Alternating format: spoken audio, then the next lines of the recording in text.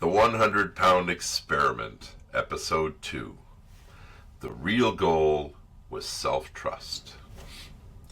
I spent years thinking that the problem was food. It wasn't. I knew what healthy food was. I knew what calories were. I knew what I was supposed to do. Most overweight people do. The real problem was this. I stopped trusting myself because I had spent years breaking promises to myself. Quietly. Repeatedly, and eventually your brain starts keeping score. Welcome back to the 100-Pound Experiment. I am Samy. I'm down about 60 pounds, all while living on a cruise ship, surrounded by buffets, pizzas, desserts, and people emotionally blackmailing me with cheesecake, of course. Today we're talking about something much deeper than dieting. Integrity. Because I don't think the weight loss is the actual transformation. I think self-trust is. Here's the key. The key to learning to keep your word to yourself. The commitments you make quietly to your future self. That's the real thing that has to change before you can lose the weight. It's hard to even think that, isn't it? We never think in those terms. But your promises to yourself and your lack of trust in yourself, because you keep breaking your promises to yourself, that's the thing that has to change before you can lose the weight. And I repeated it because it's really important you understand that the identity that you are creating is one that trusts itself, the one that sees itself, that has integrity, so that when it says it's going to do something, it does it. And that's something we haven't been doing in trying to lose the weight. When you understand this concept, then you'll understand that the weight loss is just the result.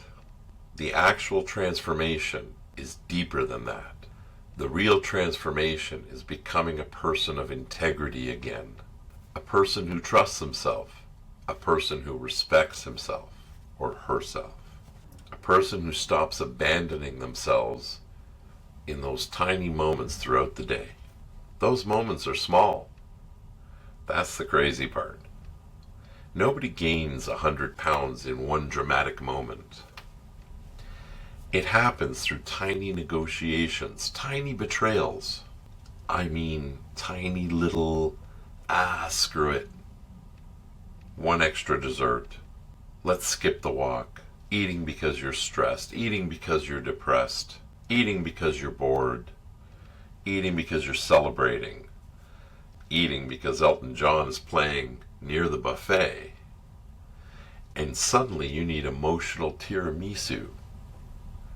Cruise ships are amazing for exposing this psychology, because cruise ships are basically floating dopamine casinos. Everything is designed to make you indulge. The food, the lights, the music, the smells, the desserts, even it's the vacation psychology. And inside that environment, I started to realize something. Every time I kept my word to myself, even in tiny ways, something inside of me got stronger. Not physically, psychologically, spiritually even.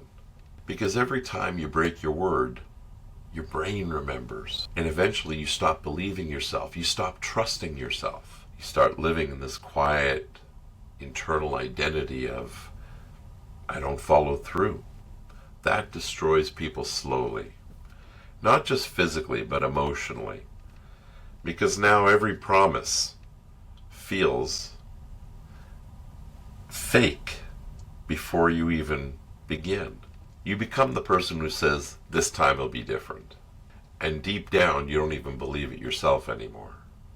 But the reverse is also true. And this changed my life. Every small promise you keep, every walk you take, every time you stop eating when you say you will, every time you choose alignment over impulse, you rebuild self-trust. One repetition at a time. And that's what's happening to me right now. I'm not just losing weight, I'm becoming someone that I trust again. That's completely different. And listen, I'm not walking around the cruise ship like some enlightened monk. There are moments at 11:30 p.m. where I walk past the pizza and genuinely hear my ancestors calling me. You ever smell late night pizza on a cruise ship? That's not food. That's witchcraft. Especially after a long day, long walk, ocean breeze, music playing, fresh pizzas coming out. Your brain suddenly starts negotiating like a corrupt politician. You walked a lot today. You deserve joy. Technically, cheese is a protein.